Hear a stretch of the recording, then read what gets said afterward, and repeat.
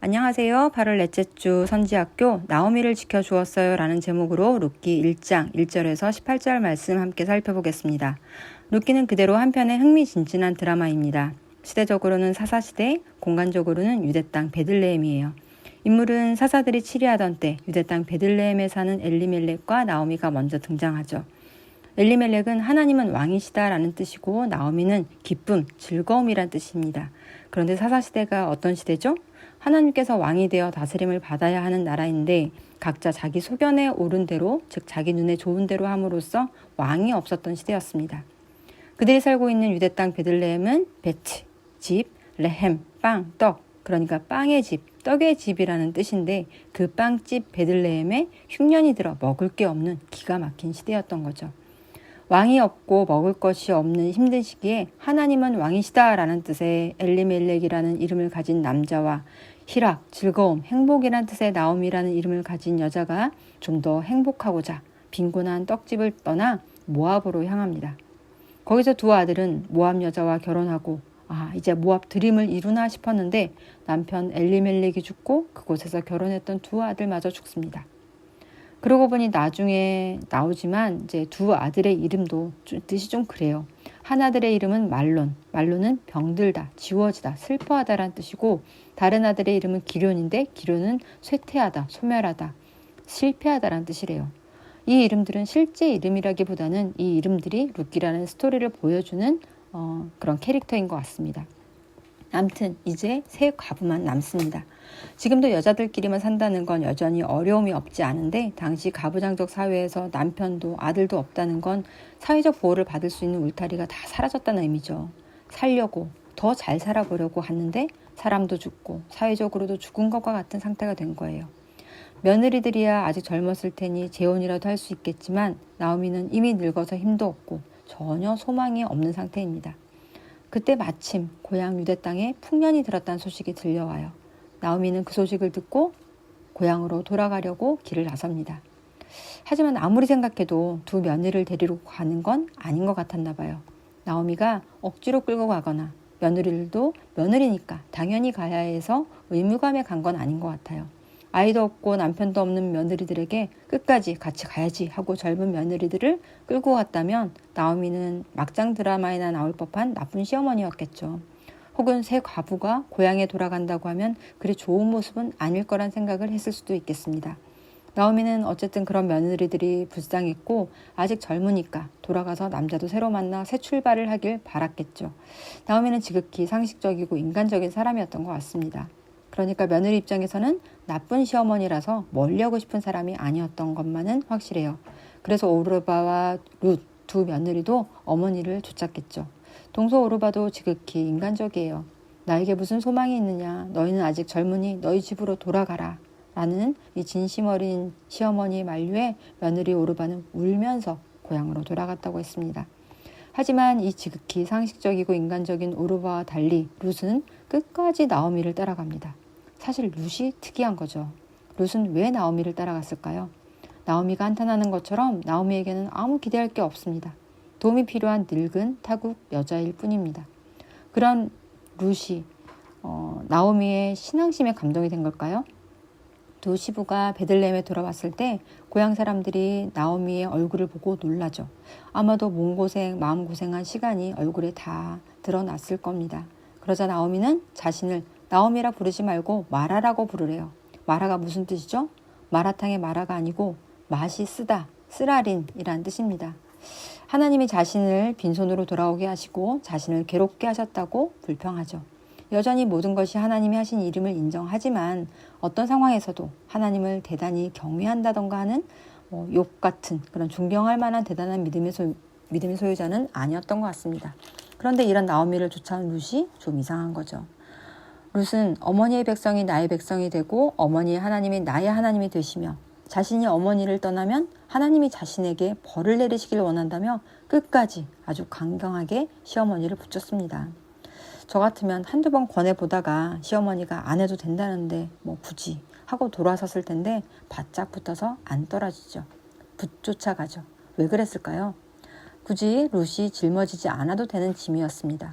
남편도 없고 아이도 없었고 종교도 다르고 민족도 다르고 나오미를 따라 베들레헴에 따라올 이유가 하나도 없었습니다.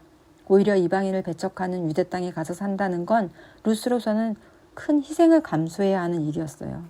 만약 룻이 제 딸이라면 그래 따라가라 했을까요? 이렇게 할 부모가 몇 명이나 있을까요? 그런데 자기마저 떠나면 늙고 힘없는 나오미를 돌봐줄 사람이 없었던 거예요. 그런 나오미를 룻은 불쌍히 여긴 겁니다. 불쌍한 사람 도와줘야죠. 하지만 누가 이건 꼭 해야 하는 일이라고 한다고 할 수 있겠어요? 나오미를 불쌍히 여겼기 때문에 룻은 끝까지 따라간 겁니다. 그러니까 베들레헴에 도착해서 늙은 나오미를 봉양하기 위해 밭에 가서 이삭을 줍습니다. 마침 그때가 보리 추수가 시작되던 때였대요. 이런 게 은혜입니다. 그런데 곡식을 구하러 나간 룻의 발걸음은 보아스의 밭으로 향합니다. 잘 계획하고 전략적으로 선택한 게 아니었습니다. 비록 하나님이 하셨다는 말이 나와 있지 않지만 우연히 보아스의 밭으로 그 발걸음을 인도하시고 마침 보아스를 만나게 하신 하나님의 일하심입니다. 하지만 룻은 모압 여인이죠.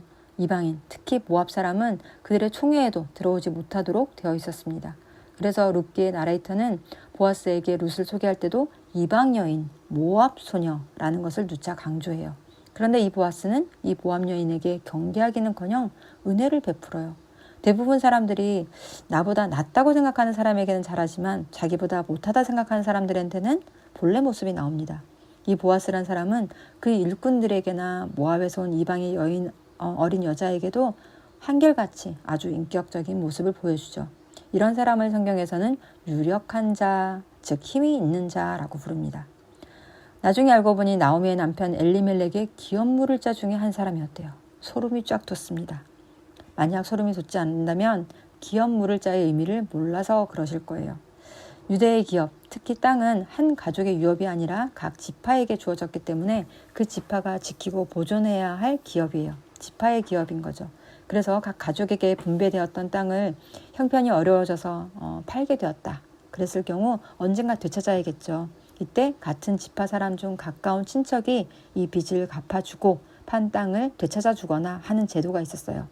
또 빚 때문에 종으로 팔려갔으면 몸값을 물어주고 자유케 하고 또는 아들이 없이 죽은 경우 미망인과 결혼해서 아들을 낳아주는 식으로 그 가문이 끊어지지 않도록 돕는 책임이 주어지는데 그 책임을 질 사람 중에 한 사람이 바로 보아스였던 거예요.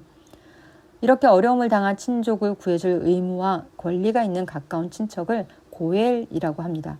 이 고엘은 무르다, 되찾다, 구속하다라는 뜻의 가알이라는 동사에서 나온 말이에요. 이 고엘, 즉 기업 물을 자의 개념은 우리의 구원에 의해 굉장히 중요한 개념입니다. 예수님이 바로 우리의 죄값을 대신 치르고 우리를 구속하신 고엘이 되셨기 때문이죠. 그러니까 엘리멜렉 가문이 계속해서 유대 땅에서 살아갈 수 있도록 그 재산을 돌려주고 가족을 지켜줄 책임과 의무가 있는 친척 중 한 사람이 바로 보아스였던 겁니다. 그러니 소름이 돋죠. 하지만 보아스보다 좀 더 가까운 친척이 있었습니다. 하지만 그는 이 책임을 포기하죠. 밭이나 재산을 다시 사주면 어차피 자기가 사용하니까 손해볼 것 없겠지만 남편 없는 이방 여자까지 자기가 책임을 지기는 싫었던 거죠. 이게 보통 사람입니다. 하지만 결국 책임감 있는 보아스는 나중에 룻과 결혼해서 엘리멜렉의 가문을 이어가게 됩니다. 그리고 룻과 보아스 사이에 아들이 태어나는데 이 아들의 이름이 뭔가요? 오벳입니다. 오벳은 이새의 아버지예요. 이새가 누구였죠? 어디서 들어봤죠? 다윗의 아버지입니다. 그리고 또 놀라운 비밀을 하나 말씀드릴까요? 이 보아스의 아버지가 살몬이에요. 마태복음 1장 5절에 보면 살몬은 라합에게서 보아스를 낳고 보아스는 룻에게서 오벳을 낳고 오벳은 이새를 낳고 라고 되어 있습니다. 네, 살몬은 라합에게서 보아스를 낳았습니다. 라합이 누구죠? 여호수아가 가나안 땅에 들어가기 전 정탐꾼을 보냈었죠. 그때 그 정탐꾼을 숨겨주고 여리고성에서 구원받은 기생 라합입니다. 놀랍죠. 즉 룻기는 모압에서 텅 빈 손으로 죽음의 상태로 돌아온 나오미의 손에 다시 새 생명이 채워지는 이야기입니다. 그 생명은 이스라엘을 다시 살리는 다윗 왕을 예비하죠. 하지만 이 룻기의 이야기에서 하나님은 직접 드러나시지 않습니다. 하나님은 사람들의 오고 가는 인사와 대화 속에 간간히 등장하긴 하지만 대부분은 우연 속에 숨어 계세요. 그러면 하나님은 어떻게 일하시나요? 시어머니를 끝까지 섬기는 룻, 이스라엘로 돌아온 이방 여인에게도 은혜를 베푸는 보아스의 비이기적인 사랑과 충성을 통해 일하십니다. 보아스를 유력한 자라고 소개하고 있다고 했죠. 단지 부와 권력을 가진 자가 아닙니다. 룻도 현숙한 여인이라고 소개하고 있는데 이 현숙한의 어원은 힘이 강한 자라는 뜻입니다. 이들의 힘이 강한 자인 것은 근육질의 몸이나 재력과 권력이 있어서가 아니라 믿음의 공동체 안에서 약한 자가 곤궁에 처할 때 그들을 돕는 자이기 때문이에요. 우리의 인간관계에서 내게 유익이 될 때는 관계를 맺고 유지하지만 내게 손해가 되면 손절하는 사람들은 힘이 없는 사람들인 겁니다. 끝까지 돕는 사람들이 힘이 있는 사람들인 거죠. 그리고 그들이 자발적으로 보이는 충성과 사랑을 바로 인애라고 합니다. 헤세드입니다. 바로 이 헤세드가 집 나간 탕자가 돌아오길 기다리며 그를 맨발로 가서 맞이하는 하나님의 사랑이고 하나님의 백성들의 삶 속에서 나타나길 바라시는 이웃사랑의 모습입니다. 이 사랑이 다윗을 낳는 자궁, 모판이 되는 거죠. 좋은 드라마는 플롯이 탄탄하다고 합니다. 그래서 플롯은 어떤 행동 또는 사건이 어떻게 결과를 만들어내는지 그 관계를 말하는데 어떤 드라마 작가가 말하길 인생을 드라마라고 하지만 또한 실제 인생이 드라마가 아닌 이유는 인생에는 이런 잘 짜여진 플롯이 없기 때문이라고 하는 말을 들었습니다. 플롯이 이렇게 짜임새 있을 리가 없다는 거죠. 하지만 룻기는 우연 뒤에 숨어 계신 하나님이 그 처음과 끝을 쥐고 계시기 때문에 완벽한 드라마임을 우리에게 보여줍니다. 그리고 우리 삶도 바로 그러한 하나님이 기획하여 시작하시고 실행시키시고 완성시켜 가시는 완벽한 드라마라는 것을 우리에게 말해주고 있습니다. 우리에게는 어떤 배역이 맡겨졌을까요? 룻과 보아스처럼 연약한 지체를 긍휼히 여기고 환대하고 그들이 살아갈 수 있도록 돕는 이웃사랑의 역할. 하나님께서 아직 죄인이었던 우리를 용서하시기 위해 십자가에 돌아가시고 그 사랑을 확증하셨던 것처럼 그 사랑을 증거하고 또 예수님처럼 용서하고 사랑하는 역할 아닐까요? 악역을 맡으시고 싶은 분은 아무도 없으시겠죠. 함께 기도하시겠습니다. 사랑이 많으신 하나님, 우리는 때로 하나님이 계시지 않는 것 같다고 느낄 때가 있습니다. 그러나 구름이 가리웠다고 태양이 존재하지 않는 것이 아닌 것처럼 언제나 우리 삶 속에 깊숙이 들어와 계시고 일하시는 하나님을 우리가 보지 못하고 그 일하심을 깨닫지 못하는 우리의 어리석은 불평입니다.